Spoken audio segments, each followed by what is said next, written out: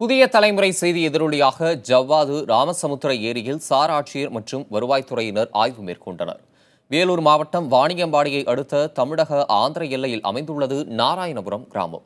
இக்கிராமத்தில் உள்ள சுமார் 530 ஏக்கர் கொண்ட தமிழகத்திற்கு சொந்தமான ஏரியை ஆந்திர அரசு கைப்பற்றி அதை சுற்றுலாத்தலமாக மாற்ற இருப்பதாக தகவல் வெளியானது. இதனால் அப்பகுதி மக்கள் அச்சமடைந்தனர்.